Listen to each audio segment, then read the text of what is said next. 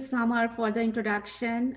Thanks everyone for attending today. I'm sure you will find the information we share today useful in helping you maximize your online presence and grow your business. I have with me today Jonathan Logan. He's our social media director and he's an expert in all handling our social media campaigns. So he'll be sharing our knowledge with us today also. Thank you, Jonathan, for being here. Thank you, Madhu. Yes. So here is an agenda.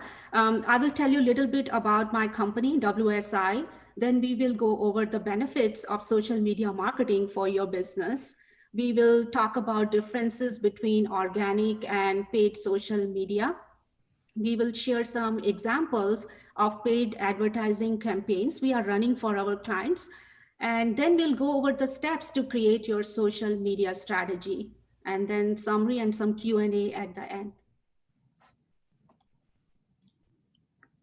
So WSI has been around for 25 years. We are a full service digital marketing agency with over 1,000 consultants all over the world. And I own the local office in Phoenix. We have global clients across all industries. And I have over 20 years of experience helping businesses grow their business across many industries. As you can see, we have law offices, dental, dentist, pest control companies, HVAC, painting companies. So we have vast experience in all different kind of industries. We help our clients with online leads and sales generation through SEO, website development, and social media and content marketing strategies. And today we'll be focusing on social media. Let's start by looking at your web presence.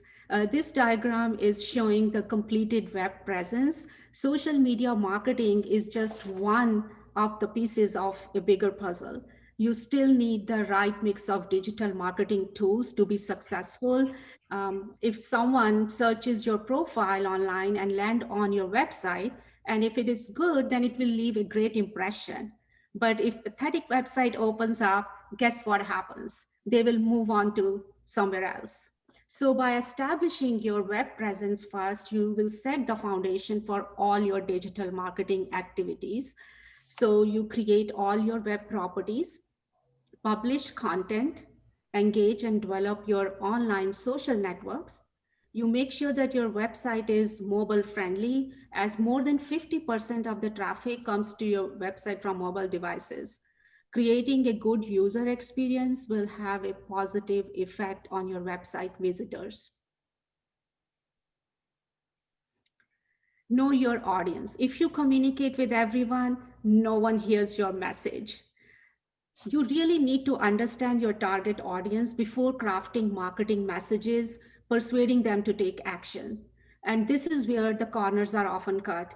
Too many people bypass this crucial step, planning step, and end up wasting their marketing dollars.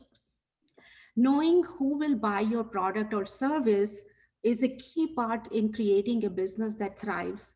The more specific you can get, the easier it is to reach people for less money and also to find new audiences and grow.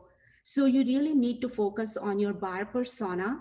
And a buyer persona is a semi-fictional representation of your ideal customer based on market research and real data about your existing customers. In the next slide, we'll go through the persona exercise so we understand our target market and stay focused. So here's an example of the bar persona I created for my business. So you need to do this exercise for your business and really need to consider customer demographics, behavior patterns, motivations, and goals. The more detailed you are, the better. So here, the very first question you need to ask, who are they? What are their demographic characteristics? For example, for my business, I'm looking for small business owners, 1 to 10 employees. For you, it could be different. So you really need to figure out who are the people you are trying to reach via social media. What are their age, gender, where do they live, what do they do? And another question is, how do they find you? It could be Google search, referral, or social media. And the next question you need to answer is, what are their pain points? What are their challenges? So here I put like they will hire us because they don't have time to post on their social media regularly. They need help in building brand awareness, increase their customer base, and engage with their current customers. And you also need to figure out why would they buy from you. I put it here for my business that they don't want to lose business to competition because of their weak social media presence. And what solution you are providing with your service. We can create custom posts for them. We run Facebook, Instagram, LinkedIn ads and help them sell their product on Facebook. So once you know your target audience, you can tailor your message according to their preferences. And it will lead to more engagement with your content and lead to better conversions. And developing a strategy for finding the right people on social media will help you focus your time more effectively.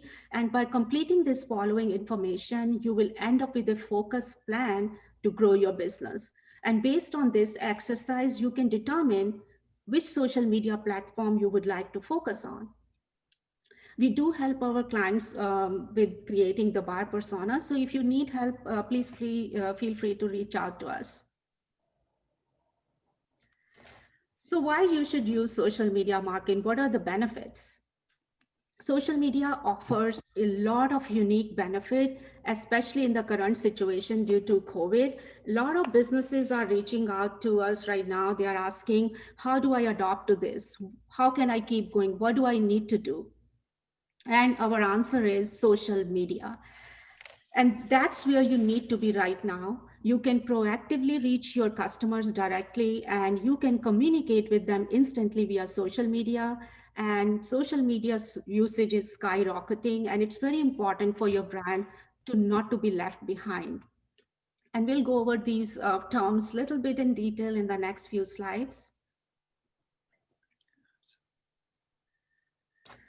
So with social media, you are able to be proactive.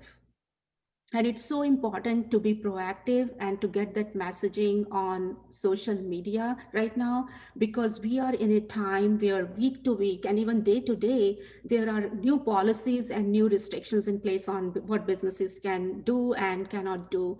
So people are turning to social media to get their questions answered. Are you open? What are your business hours? Do you have limited menu? Do you have online or curbside? And these are all questions people really need to answer nowadays before shopping. So you can communicate the up-to-date policy and the safety precautions that are enacting in your business. Doing that lets your customer know that you are taking their health seriously, and this reassures them. And you can do live videos to give your updates.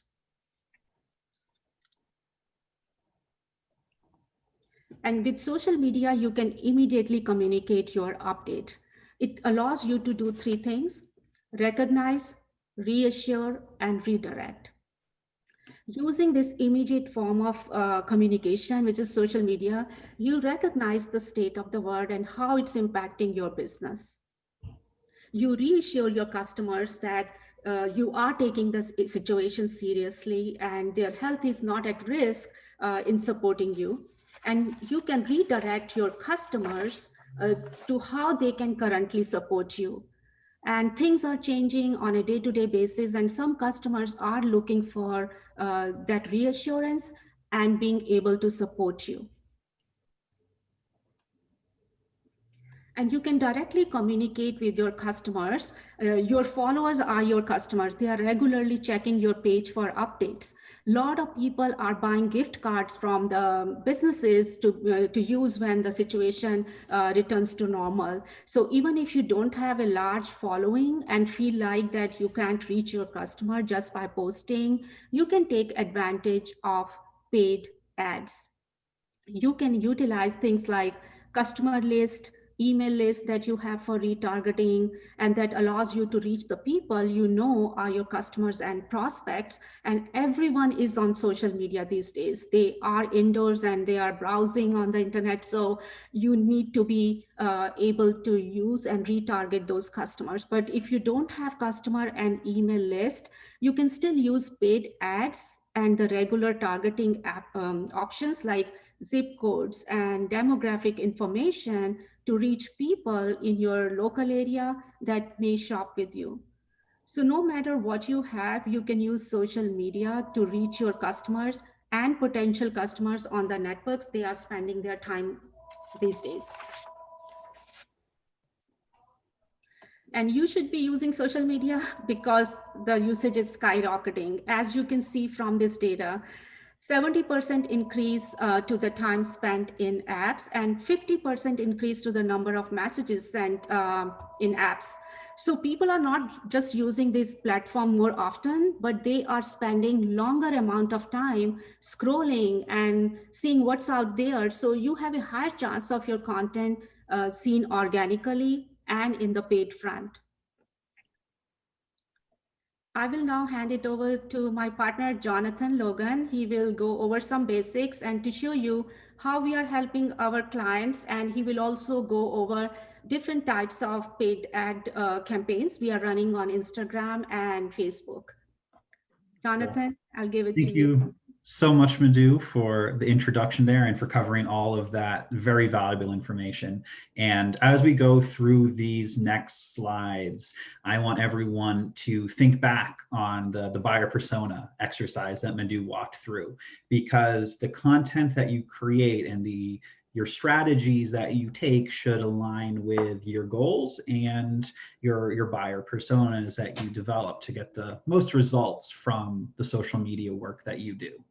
So the very first thing that I feel like you need to understand is the difference between organic and paid social media.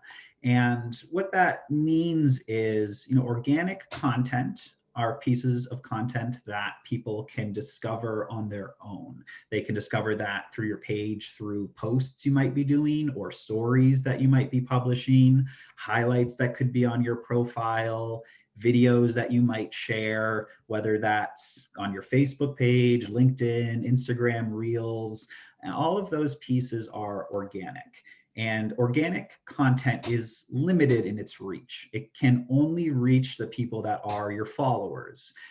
It could also expand out that and kind of like a web if your followers interact with it. Then it's going to spread into their friends.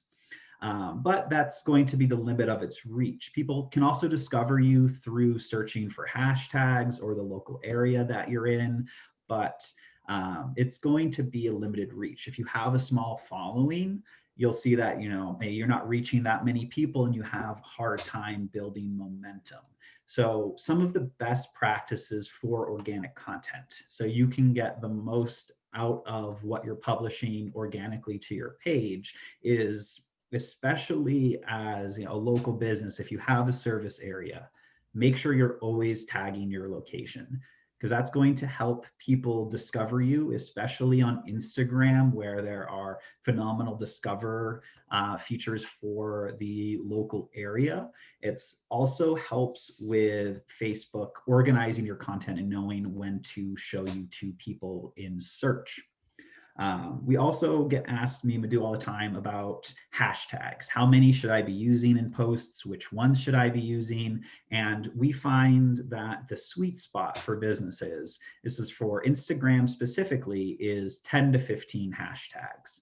And we really recommend you use location tags in that as well. So not just tagging your location in the post, but creating hashtags that have location words in it. So, Madhu was talking about her business and her audience earlier. When we're publishing content from Madhu, we're looking at using hashtags like hashtag Phoenix Web Designer or hashtag Arizona Social Media. That helps people discover us organically through the content that we're publishing. We also, typically see the sweet spot for the amount of posts is 2 times per week. A lot of businesses we talk to are really stressing out and worrying that they need to be posting every day or multiple times a day, which isn't the case. 2 times per week is really that sweet spot, because you should be posting with reason. If you're just talking all the time just to talk, people are going to tune you out. They're going to go, oh, I don't really know how often I want to hear from this company. They might still follow you, but they might hide your content from their feed. So make sure that you're publishing with reason. And we find that 2 times per week is really a good frequency to keep people engaged with your business and entertained.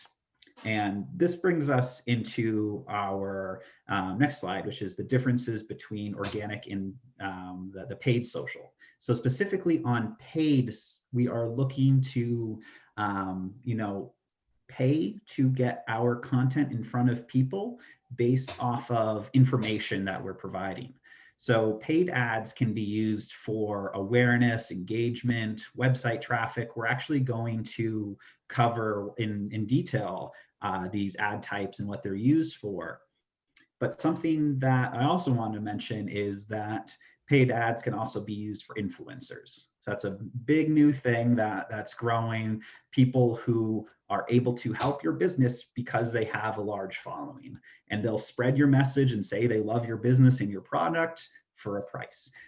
So it's very similar to paid ads. You would match up with a person that allows you to reach your ideal audience, but influencers really is 10 layers deep in social media, and for most businesses it's something that might not drive the most value. So I really wanted us to focus our time on these other ad types.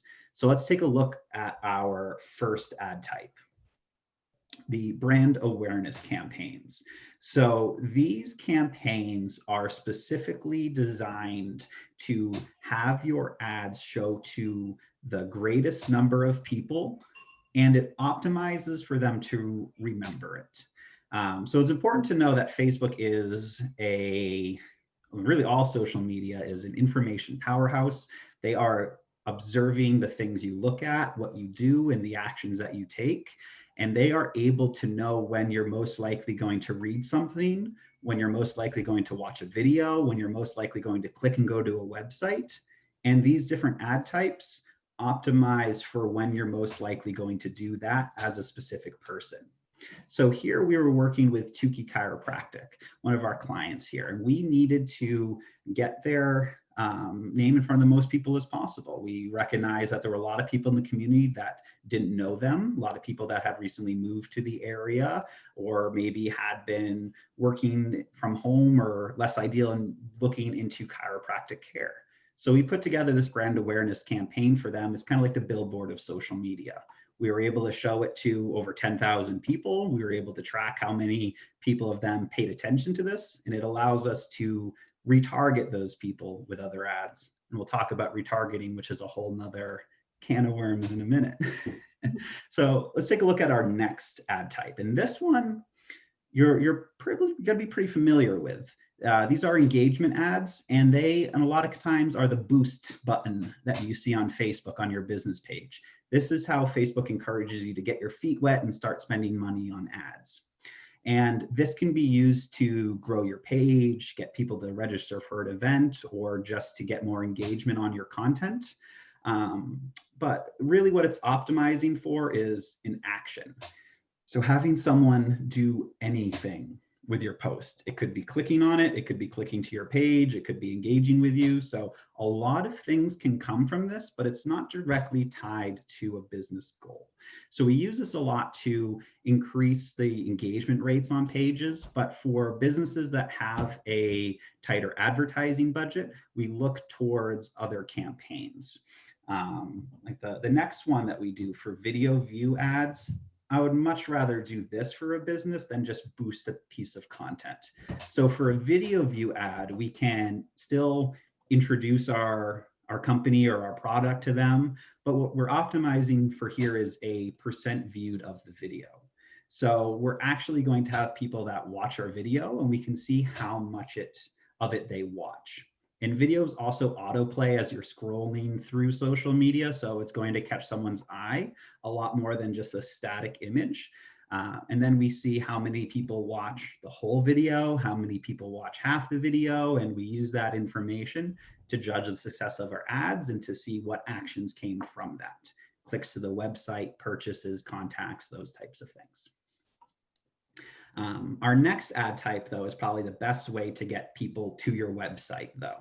So you can still use a video in this ad type if you want, but instead of getting someone to watch the video, what we're doing is driving them to your website. So we're optimizing to have that person click on this ad and not just click on it. We're actually optimizing them to load the full page of your website. So that's a big distinction that I want to make clear is there's something as a link click and there's something that's a landing page view. So a link click is simply someone that clicks on your ad, and with smartphones, that can happen by mistake as someone's trying to scroll through. So what this optimizes for is someone that actually loads into your page, spends some time on the site, and allows us to see what they did. Did they contact you through the site? And obviously, that's what we want to do is drive conversions and track their behaviors. And website traffic is really the best way to encourage people to visit your site. Our next ad is really unique. Here we're looking at a paid campaign for lead generation. So for this, we're looking to collect information from a user like their name, their email, their phone number. We might even ask them some custom questions about themselves. And the benefit of this is it doesn't require them to leave social media. The form that they get is directly within Facebook or Instagram. So for here, we had a client who was looking to help people, settle some debt that they might have. So we ran a lead generation campaign for them. The client's website wasn't that great. We found that if people went there, they weren't doing what we wanted them to do. So we used the lead generation ad to take their website out of the equation. We kept them on social media where they had that great presence, and we were able to collect their information directly through those channels. And something that's really cool is because it's through Facebook and Instagram, we are already providing most of our information to the network. So as a user, if you see one of these, yeah, this is interesting to me. If you click on it, the form that it gives you, most of that's auto-filled. Facebook already knows your name, your email address, your phone number, because we give that to them. But then the custom questions we can ask to ask them to schedule an appointment, choose a time. There are some limits to the questions. You can't ask for like health information or insurance information.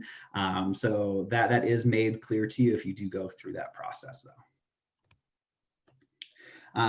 The next advertisement I wanted to take a look at are our messaging ads. So these are a really great way to start a conversation with people.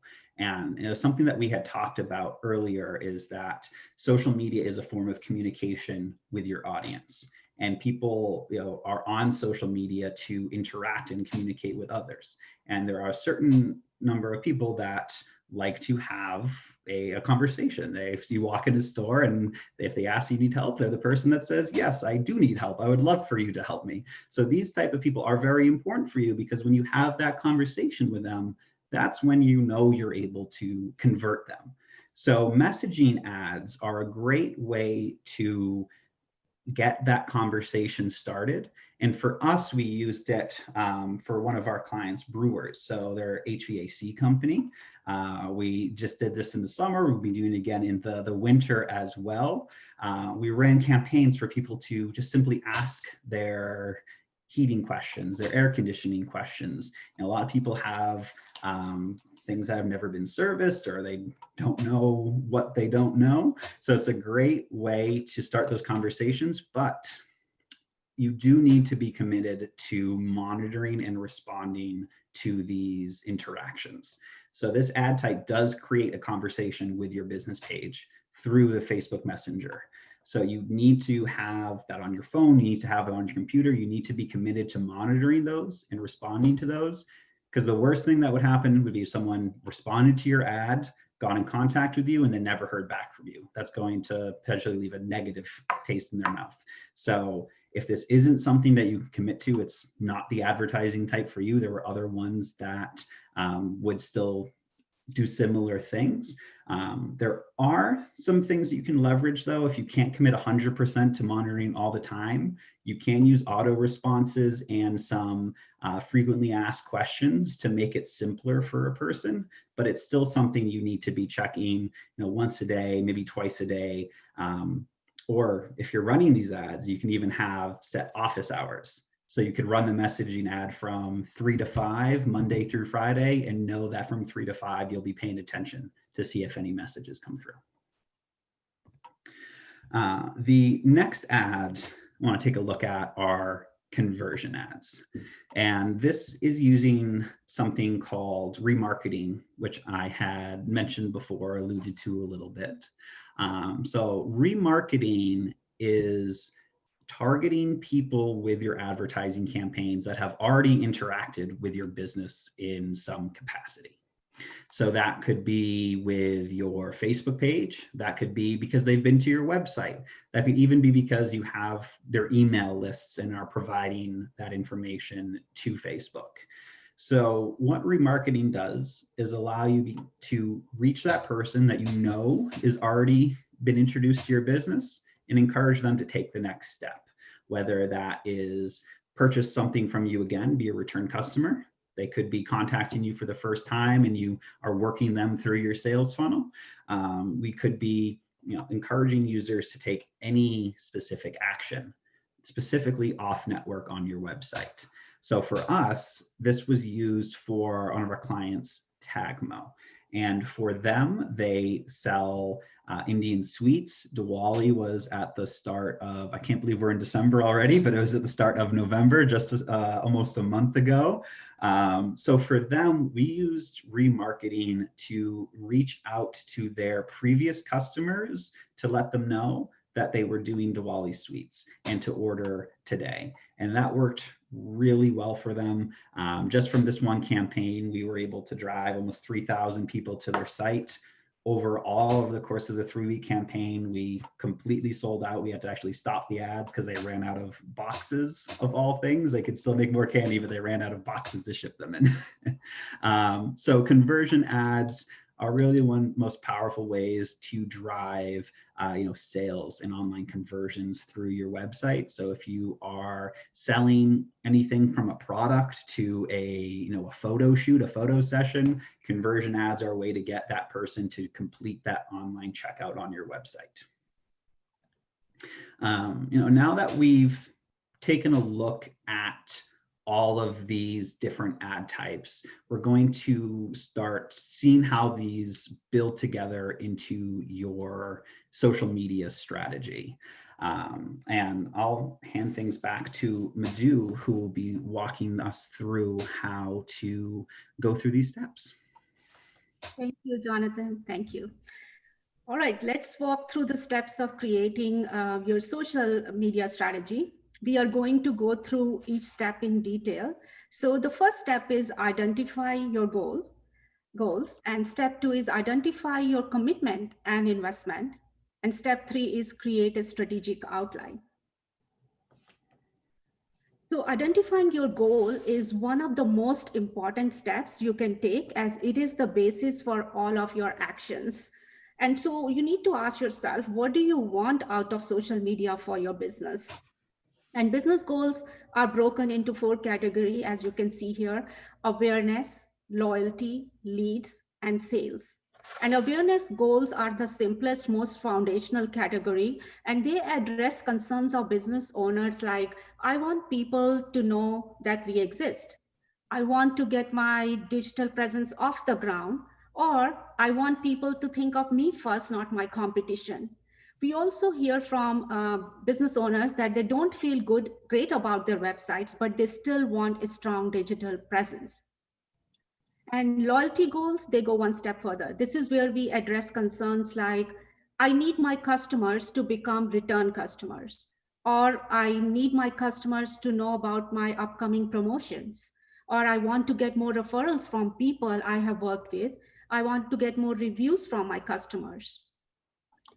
And the lead goals are about generating new business and finding new opportunities.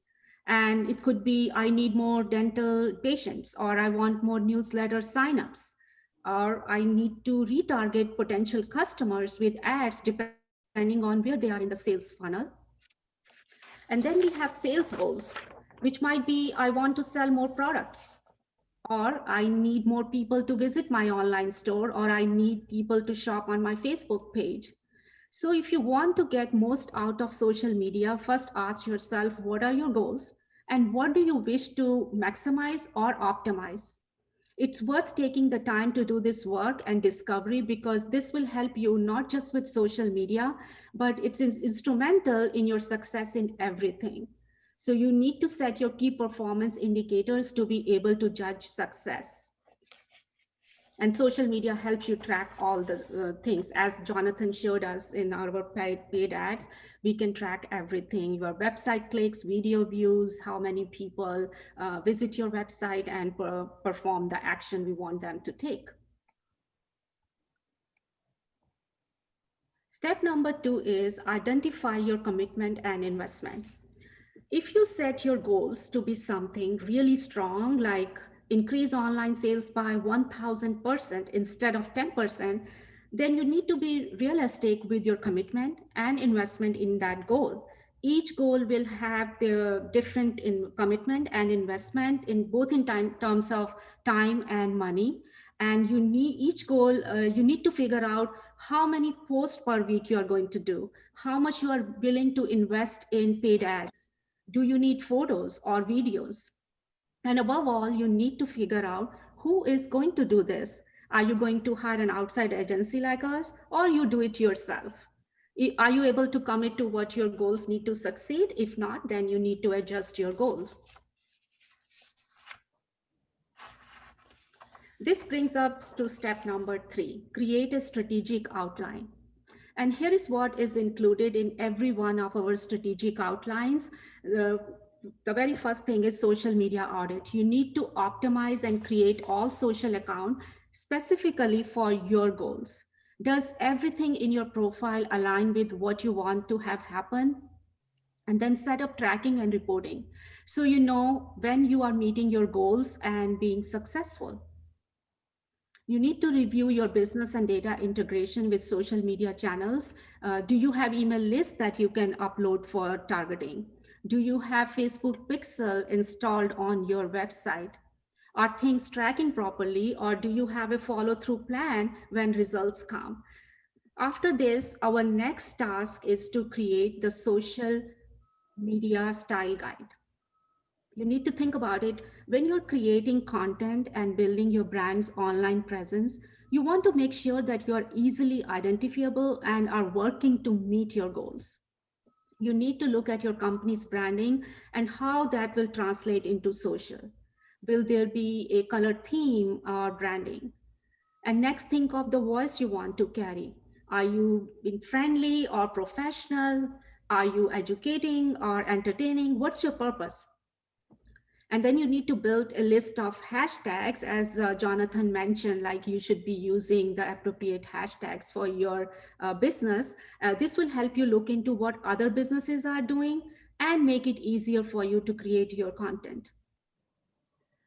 And you need to focus on audience persona, as we discussed in our earlier slides. Who are the people that you want to attract? What is their age, gender? Where do they live? What do they like? And why do they use social media? How does your business relate with your target audiences? And finally, you are going to be ready to start building your content calendar. You know what you're working towards, and it's time to plan out the specifics in your outline. You will want to plan as far in advance as you can. And in planning, you don't need to use full ideas. You can brainstorm and come back to it later. You need to connect your calendar back to your specific goals. Uh, what can you publish that your audience will love to see? What can you publish that will accelerate your goals? So plan into the future and provide a mix of content that sells, educates, and entertains your audience. So to wrap up, we discussed the benefits of social media strategy. We showed you examples of organic and paid social media. And we also show you example of different types of social media ads you can create for your business and steps for creating social media strategy.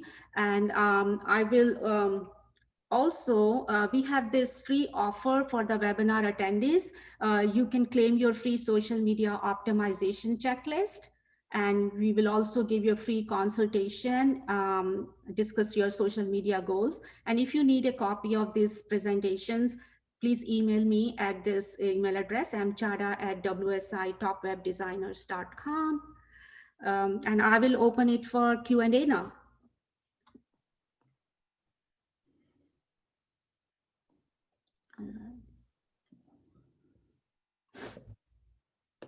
I think I see one in chat. I'll read it to you, Madhu, and then we can take it from there. I've got one from Nom Nom Events. Thanks for attending. And her question here is, why do other blogs recommend daily posting on social media to grow organic reach or get more followers? Some even recommend twice a day. Bloggers themselves post on a daily basis. So we'll tackle that first. There's a second part to that too. Yes. So Yeah, go ahead, Jonathan. it's a really great question, and it does have to do specific to the industry. You specifically mentioned bloggers posting on a daily basis, sometimes twice a day, and that's because that's their industry. That's what they're doing. Their brand, their product is themselves. Their blog is already where they're sharing updates, and their social media are updates, but more frequently. So that is kind of their structure to how they have their business set up. Now, judging from Nom Nom Events, sounds like you do great events, maybe catering with the food there. So it's something to think about yourself. How often should you be publishing? How often do people want to see things from your business? If someone's saying you should be posting every day, you should really think about why you'd be posting. If people saw something from you every single day, would they have value in that, or would they eventually start to tune you out, or worst case, unfollow you?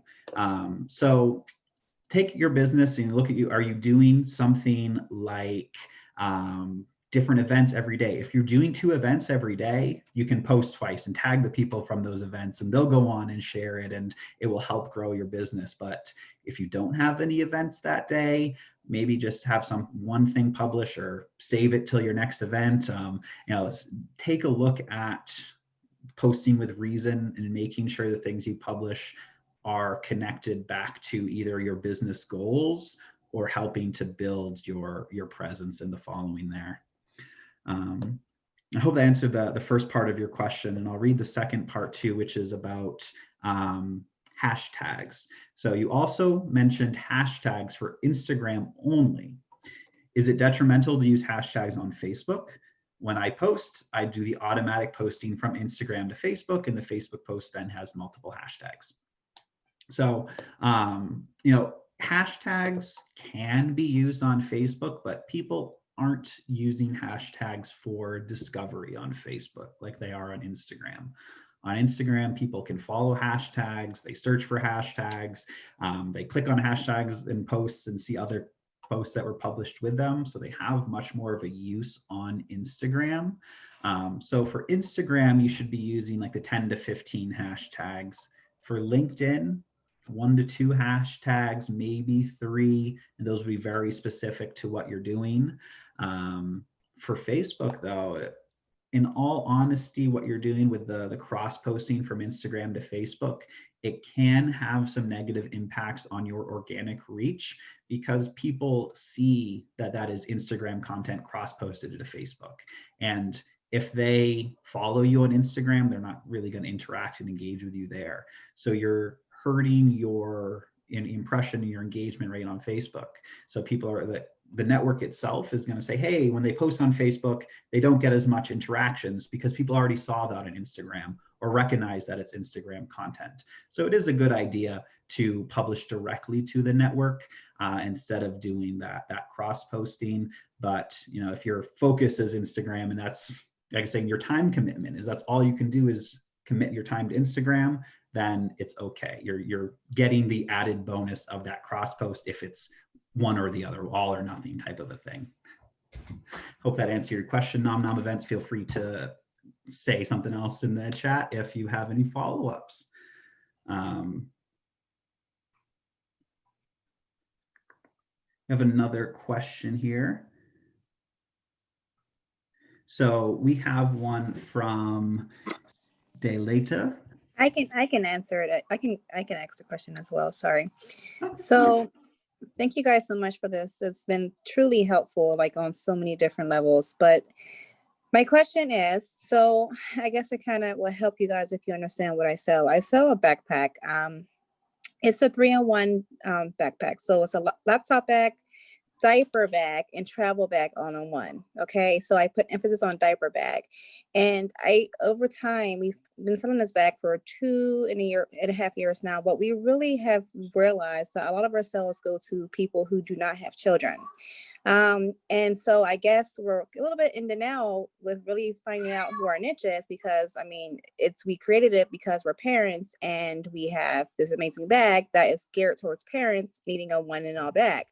But I mean, the fact of the matter is that a lot of people, buy 50% of our sales or more, go to people who don't have children. So we want to structure the bag to not be a 3-in-1 family bag, laptop bag, and travel bag. So you can use it for anything, right? Because we realize that people are so interested in the bag and they say, oh, I don't have children, or that boat has sank, or I don't need a diaper bag, And so I think it's just, we come to especially with COVID, we finally realized, okay, let's just kind of go ahead and change up our social media pages a little bit. But how do we do that in a way that is like not absolutely noticeable? Like, oh, they're saying family bag now, not diaper bag, or it's not the best diaper bag on the market, it's the best family bag on the market, or the best backpack just in general. It's a great question. And first off, I just want to commend you for recognizing that. That's a huge thing to be able to recognize that, hey, what we thought was diaper bag, what people are recognizing is family bag, and making that transition. That's very keen for you to pick up on. The second part is your actual question. So it's interesting because you've learned that that's what people are interested in. You're making the transition, but it sounds like you don't want to scare away the people that came in and know you for being the top diaper bag. So making the transitions to your page, they would be kind of set in stone there. You transition, if you remove diaper bag, that's gone there. But there are some options where that might be gone from your overall branding. And there's been so many businesses that have gone from something very niche to expanding it a bit as they've grown, which now you have. So that's okay. And you can do that, but you can still leave remnants of the diaper bag there. You can have that included in your description. You can have that be specifically focused in advertisements where you have your organic presence, you have your page, you have where it lives as the family bag, but you can pay to advertise to people and call it the #1 diaper bag and only show that to people that have newborn children. So that's a really interesting way where you can reach people with specific messaging without it changing how your page is structured. That's brilliant. Thank you. I needed that. Very welcome. That helps a lot. That helps a lot. Thank you. And Nom Events, if you wanted to unmute yourself and ask your follow-up question. Yes, thank you. Can you hear me? Yes, thank you. So thank you for answering the questions, and that makes sense to me. I just had a general question about organic reach, but you are right. So essentially, we do food events on a monthly basis. So I don't want to take up the whole time, but essentially how we post or use social media, we just use Facebook events. You make the Facebook event, that's like a post, and that's how we do social media outreach. But my question is that I've done paid Facebook ads before, but I've noticed now that in the past month, you can look at your statistics and your Facebook reach. My Facebook reach has decreased dramatically through the event posts. And my question is, even though we have so many followers, let's say we have 1,000 followers, and we continue to post, right now I post on a daily basis, the reach doesn't go up. So I kind of feel like there's like an invisible glass ceiling where no matter how much you post, you engage with people. I even do things where like someone comments, I immediately comment, reply back to show that I'm not just liking. Like I like all these little tips and tricks, but I feel like I don't know if it's true or not, but my question is like, I feel like Facebook is punishing pages that like in the past, let's say they didn't really do a good job with social media management. And now that even though you have all these followers, no matter what you do, you're not going to gain organic reach. Like my Facebook reach has dropped by 75%, and we've got no followers from the past 3 months, even though we've cleaned up our pictures. We post daily, whether posting daily is good or bad. That's what we do right now. Before we used to post every 3 months, as an example. So I don't know if that makes sense. Like if there's like some invisible ceiling, glass ceiling that Facebook just has, and Instagram too, in that effect. Mm-hmm. So there definitely is. That's a perfect way to put it. An invisible glass ceiling on the organic content of business pages. You'll always see that you're reaching a small percentage of your full follower count with your organic content, and there's a few things for that. They're only going to show it to a portion of your follower count every time you publish. It's not going to go out to everyone. People could just not be on social media. Facebook itself is going to limit it. And the reason why they limit it is because they're really encouraging, and that they make their money through advertisers. So having businesses pay to have their content show to more people is what they make their money off of. So by limiting your reach, they're encouraging you to buy into the Facebook advertising world. And Facebook, I have found to limit the reach more than the other networks. Even on Instagram, able to reach more people and see higher engagement rates than on Facebook, where on Facebook it could be 5 to 10%. On Instagram, we're seeing 10 to 20%, where it's still a fraction, but it is double to triple what we're seeing on Instagram, on Facebook. So that unfortunately, in order to break through that, you would need to look at a few other strategies, whether that's paid ads, or you're doing a fantastic job of responding and commenting back to everyone that's listening. Like that's what you should be doing. That's a great thing to build those relationships and turn people from one-time commenters into people that tell all their friends about you. So you should be doing that, but maybe take it a step further. You can go out and go into location tags in your area. You can find other people that meet your audience personas just by going on to Instagram and searching your area. And you can start interacting with those people, even though they're not followers of yours yet. And then we start seeing those people come in because they've been introduced to you. You've made the first step. They really like when a business interacts them, even if it's just a like of their photo, and they get the push notification that you've interacted with them. So they get the feel good response because they see that someone liked or commented on their post. They're going to see it was you. They're going to click into your business to see who you are. And they're either going to like what they see and follow you, or they're just going to go, okay, that was weird that this guy liked me. I hope that answered your question. Yes, it did. Sorry, I was just thinking if I had a follow-up question, but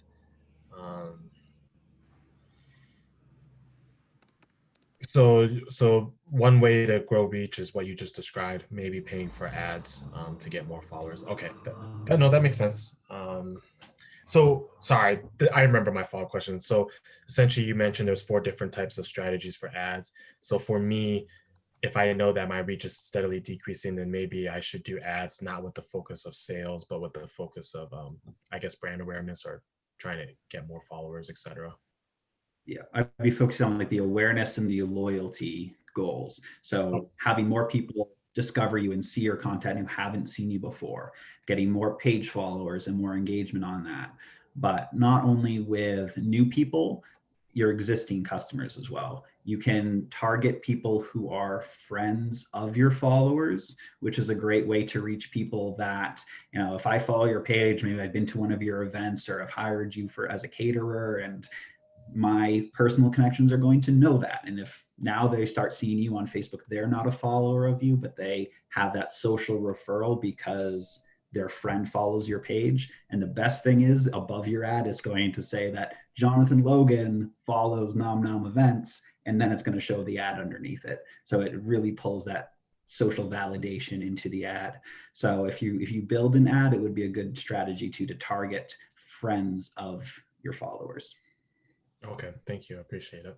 Yeah, very welcome. Enjoy Ride Arizona has a question as well. I don't know if you want to ask it. Give you a second to respond. If not, I'll read it. Okay, so Joyrides Arizona is currently offering golf cart tours in Old Town Scottsdale and will be transitioning to electric vehicles the first of the year. Should I start posting now that our vehicles will be changing, or wait till the vehicles arrive? We just started social media about 3 to 4 years ago and are ecstatic. We are at 971 organically. Good job. And they've heard that businesses are able to purchase followers, likes, etc. Our platform is able to detect those or purchase followers or likes. I would not recommend purchasing followers or likes. If you're working with a company that is saying like, we'll give you 500 followers, most cases what you're getting is 500 fake accounts that aren't ever going to do anything. You can pay to put your content in front of people and earn their following though. And that's what you want to do, because that's a real person. So I would shy away from people that are selling you like a bulk of followers, because technically those really aren't real people. And in some cases, the social networks can pick that up. But I really love the start of your question there, which is you're making a big transition at the start of the new year. You're transitioning to all electric vehicles. That's awesome. And when do you start sharing that? You can start ahead, and I recommend you start sharing that now. And you can even have people reserve, if you do reservations ahead of time, the first times when these vehicles are available. It'd be a great way to say, hey, we're making these big changes to our business. We're moving forward. We're going green. We're going electric. And this is starting on January 1st. Make your reservation now and be one of the first to utilize these vehicles. I think that would be a great way to share that. And one of the examples we actually had in the presentation was from a brewery that, as we move into the winter, as things get colder, they have bubbles that they're putting up. And we started talking about those inflatable bubbles in October, early November, and they aren't going to be opening those bubbles until mid-December. I think December 10th was when they're opening those. So during that month, almost a month and a half, we were, building excitement about these bubbles, sharing that it's, COVID safe, and driving people to make early reservations too, which can be great for you to get some, set bookings on your calendar. Thank you. I appreciate it.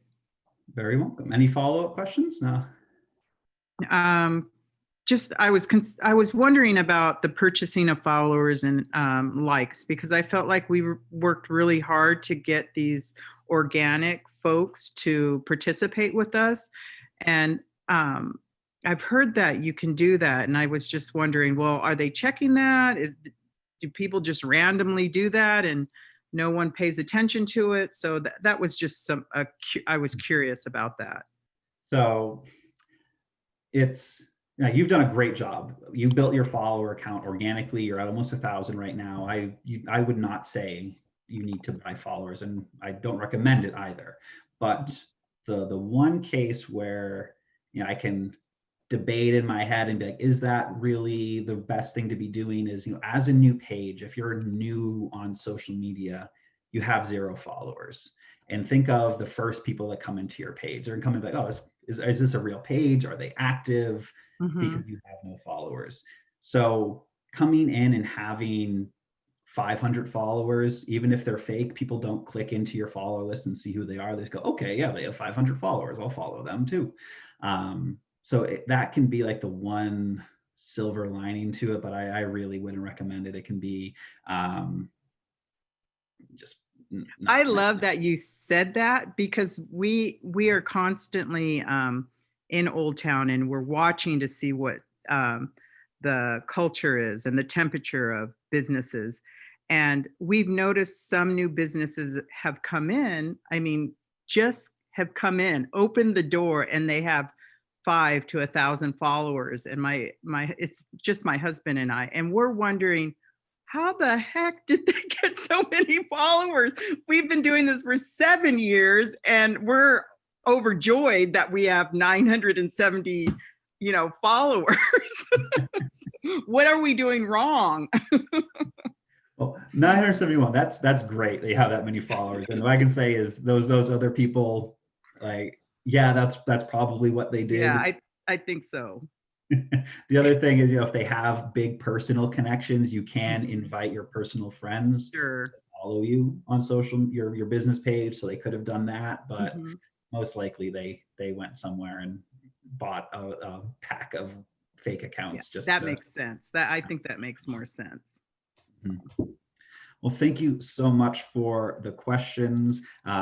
We have another one here from Sean as well about using LinkedIn groups to build a community. Now, I know you do a lot of LinkedIn work, Madhu, and social selling. So what are your thoughts on the LinkedIn groups? But first, I would like to, tell that first, before you go into LinkedIn groups, it's very important that your own personal profile, you optimize your personal profile and your business page, LinkedIn business page. And that is quite a lot of work, right, to maintain that. So once you think that you have a lot of LinkedIn connections, after you have optimized your personal profile, and you are connecting with your target audience, so you still need to do that target persona exercise. And you think of, before you create your own LinkedIn group, just start thinking of joining some groups in your industry and see how people are interacting, and start interacting in those groups, and then see if it is worth your time, right, to go to the LinkedIn groups creation. It's very important first to maintain your company business page and your personal profile. So Madhu, if I'm going around and joining groups as a person, should I come in and start selling my business? Should I come in and just listen and see what's going on? What should I do if I join a group? So when we are joining the group, first we will join the group which you are interested in, or which resonate with your target audience. I'm not sure, Sean, what do you do? Sean, can you tell us what exactly is your business? Oh, sure.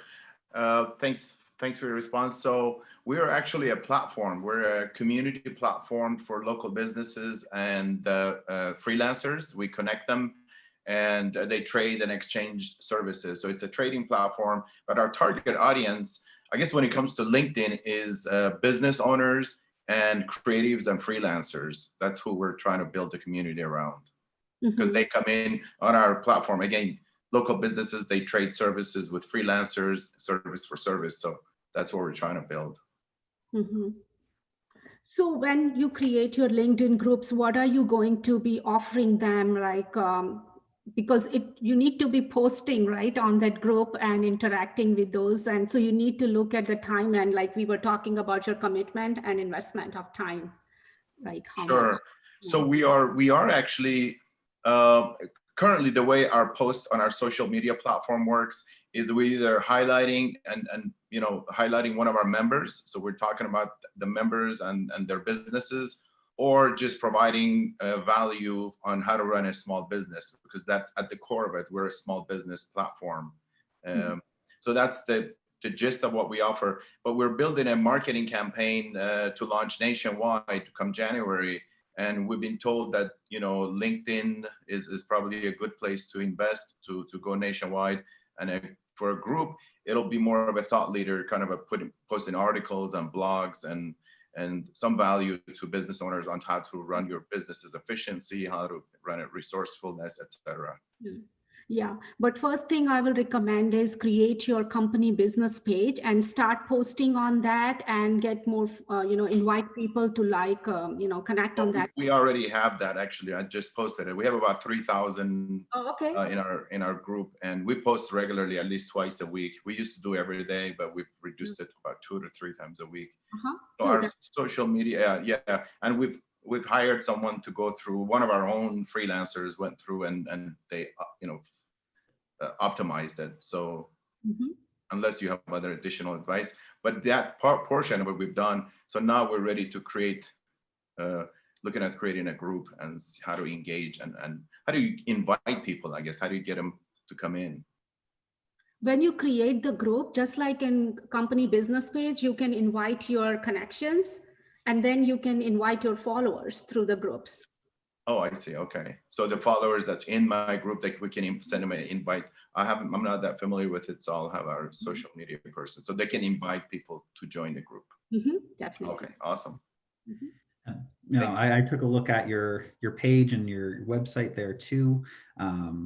Now it sounds like a group would be a good opportunity for you, since these are businesses coming together, they're trading services, they're exploring new ideas, where I think that a group can be a great spot for people to be introduced to how these businesses are coming together and helping each other, but also strategizing on what things might be best for their business to do. And having that community set up, I think would be really valuable. I don't know if there is a more of a community section on your website if I was a member, or if it would just be a list of offers that would be and requests that would be available. But I think having that community build up, that's really the strength of the group, getting all of the people that know you and rely on your website to have these deals made, getting those people and telling their stories and strategizing about what might be good opportunities is a great way to use it, I think. Excellent point, Jonathan. We've actually, there is messaging on our platform. So there's a little bit of a social media aspect. So you can follow and like and direct message people, but we are building a community, a platform where they can, just post and have a conversation around it. We'll be launching that at the beginning of the year as well. So great point. Thank you so much. Very welcome, Sean. Thank you. I don't see any other questions. Neither do I. So thank you everyone for sharing their social media profile. So we will save the chat and start following you. Absolutely. We'll follow everyone when we wrap up here. Excited to see those vehicles and everything for the tours once you get those in January, and everything else everyone's working on. This is one of my favorite parts, seeing all these different ideas and all these different strategies people are taking on. And